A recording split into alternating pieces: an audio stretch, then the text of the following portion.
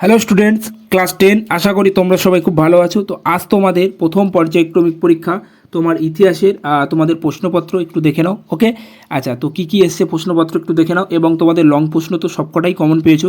তো দেখো, প্রথমে তোমার 8টি এমসিকিউ, ঠিক আছে। তো দেখো, তোমাদের 8টি এমসিকিউ প্রথমে লিখতে হবে। এবং দেখো, তোমাদের প্রশ্নটি একটু কিন্তু তোমরা যারা পাঠ্য বইটি খুব ভালোভাবে একটু পড়েছিলে, আশা করি তোমরা অ্যান্সার করতে পারবে, ঠিক আছে। তো দেখে নাও প্রশ্নগুলি কেমন ধরনের এসছে, একটু কঠিন টাইপের এসছে, ঠিক আছে।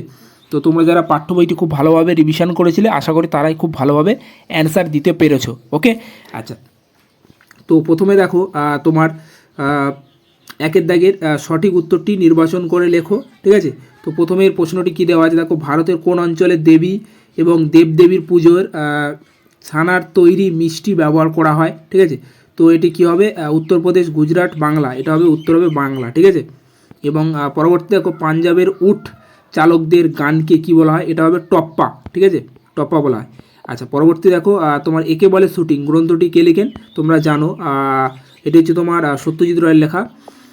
এবং পরবর্তী দেখো, বাঙালির ইতিহাস গ্রন্থের লেখক, ঠিক আছে।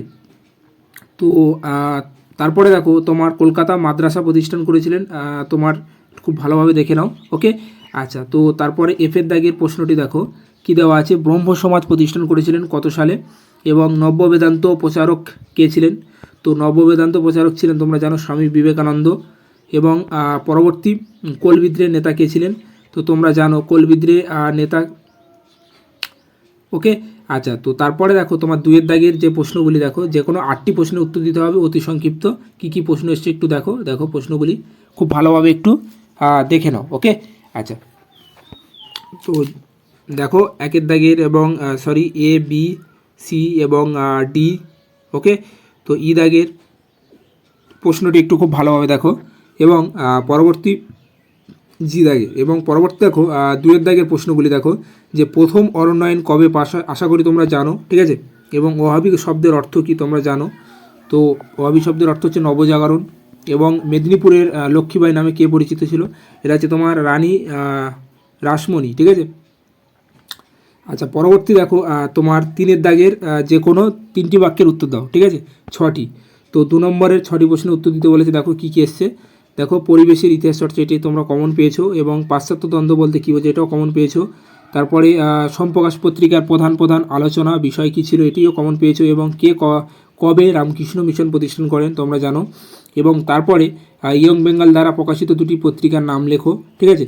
এবং পরবর্তী দেখো, কোন বড়লাট কবে বিধবা বিবাহ আইন পাস করেন, তোমরা জানো এটা, ঠিক আছে। তারপরে মুন্ডা বিদ্রোহের 2টি কারণ লেখো। এবং লালন ফকির স্মরণীয় কেন, এই প্রশ্নটি খুব ইম্পর্টেন্ট, ঠিক আছে, এবছরের জন্য। ওকে,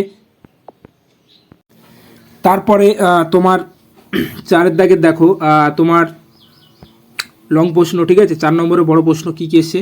তো দেখো, তোমরা এখানে এই প্রশ্নটি তো 100% কমন পেয়েছো, যে হুতুম পেঁচা নকশা, এটা আমি বলেছিলাম, ঠিক আছে, খুব ইম্পর্টেন্ট। এবং উডের প্রতিবেদন এবং স্ত্রী শিক্ষা এবং সাঁওতাল বিদ্রোহ, ঠিক আছে। এখানে তোমরা বড় প্রশ্ন সবকটাই কমন পেয়েছো। ওকে, তো ভিডিওটি সম্পূর্ণ দেখার জন্য অসংখ্য ধন্যবাদ।